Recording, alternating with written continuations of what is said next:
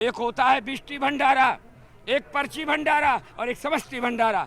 पर्ची में छाप देते हैं 50 आदमी, बिष्टि में 500 आदमी, समष्टि में जितने साधु संत जहाँ भी कहीं हो वो सबका निमंत्रण है।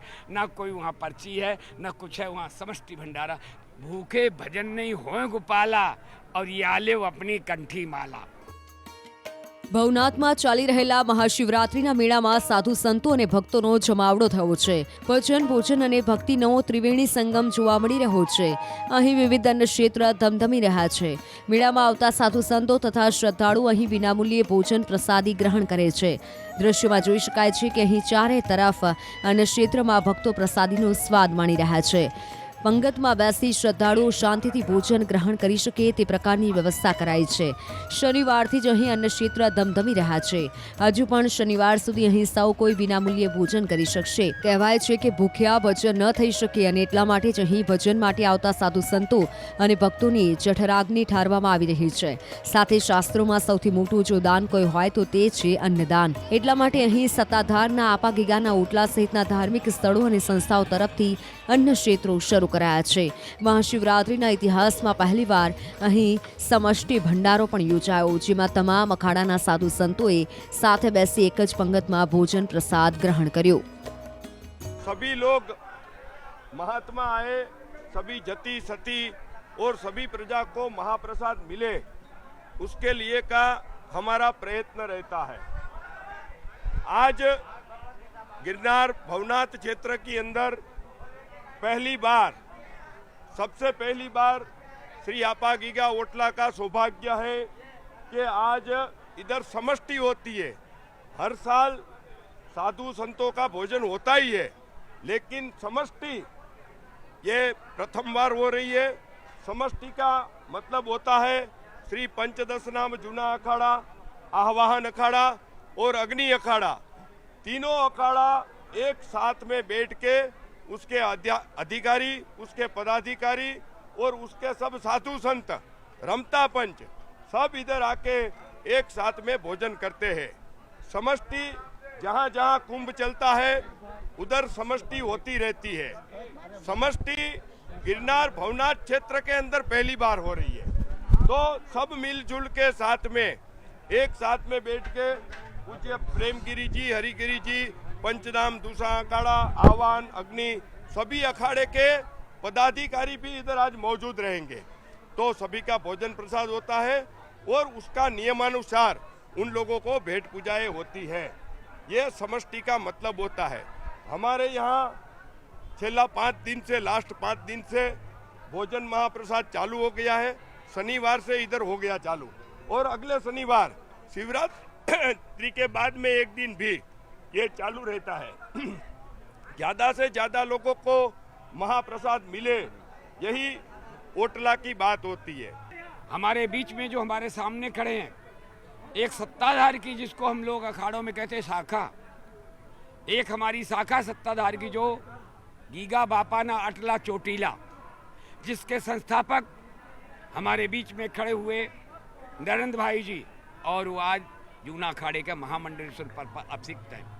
उन्होंने कल कहा महाराज गिरनार सिद्धों की भूमि है और मेरा प्रतिवर्ष अन्न क्षेत्र लंगर चलता है. तो मेरी इच्छा है कि जो जूना अखाड़े के सानिध्य में संयुक्त जो अखाड़े हैं उन सभी अखाड़ों को, तीनों अखाड़ों बस जो भी गिरनार में जितनी संप्रदाय हैं, अखाड़े हैं, सबको मैं भोजन कराना चाहता हूँ.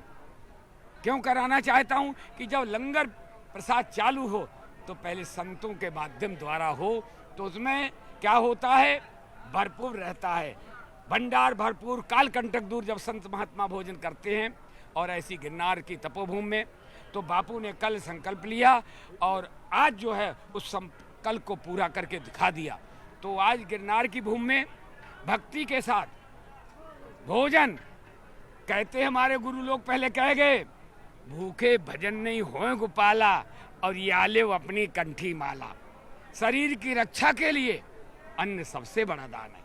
तो हमारे नरेंद्र भाई बापू महामंडलेश्वर जी ने जो लंगर की व्यवस्था की, हमको तो पिछले बार बताया, जहाँ जिनको पुलिस प्रशासन के लोग को भोजन नहीं मिला, व्यवस्था इतनी लंबी थी, तो सारे लोगों ने यहाँ भोजन अन्नपूर्णा ग्रहण किया. तो कहते हैं योगी योग बसा, तपी तप बसा, विद्या बसा पंडिता, दाता दान बसा। लेकिन सबसे बड़ा कौन है? दान।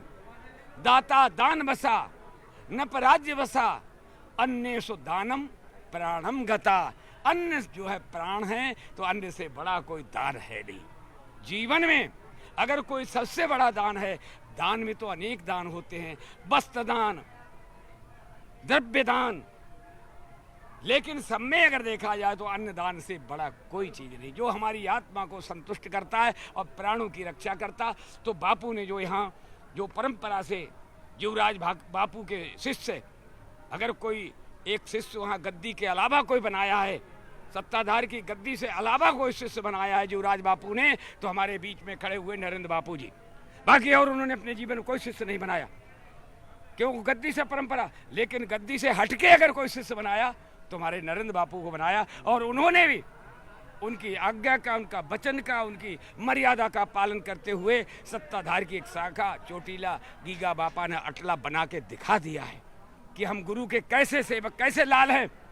एक गुरु के वचन से करोड़ करोड़ रुपए की इमारतें और अन्य क्षेत्र खड़ा कर दिया। ऐसे महापुरुष नरेंद्र भाई को भी धन्यवाद करता हूँ। और आज जो ये समष्टि भंडारा है, हमारे यहाँ समष्टि भंडारा उसको कहते हैं जिसमें सभी साधु, एक होता है बिष्टि भंडारा, एक पर्ची भंडारा और एक समष्टि भंडारा। पर्ची में छाप देते हैं 50 आदमी, बिष्टि में 500 आदमी, समष्टि में जितने साधु संत जहाँ भी कहीं हो वो सबका निमंत्रण है। ना कोई वहाँ पर्ची है, ना कुछ है, वहाँ समष्टि भंडारा। तो आज हमारे नंद भाई बापू ने जो समष्टि भंडारा करके सिद्ध कर दिया। अगर कोई समष्टि भंडारा एक गिरनार में भी हुआ है, अपने अपने अखाड़ों को तो सभी बुला लेते हैं, अपने अपने आश्रमों को बुला लेते हैं, लेकिन सारा गिरनार मंडल, सारा साधु समाज, सारे अखाड़े, अगर समष्टि भंडारा कोई हो रहा है तो अभी शिवरात्रि के पर्व पर आगे बात मैं नहीं कर सकता हूं, लेकिन अभी वर्तमान में जो नरेंद्र भाई बापू ने भंडारा कर रहे हैं समष्टि, वो अभी तक नहीं हुआ। इसलिए भोजन की व्यवस्था चल रही है। मैं बहुत ज़्यादा न कहते हुए, और कोई सवाल है तो अन्न की सबसे बड़ी महिमा है, अन्न से बड़ा कोई नहीं, वो बापू ये कार्य धार्मिक कर रहे हैं।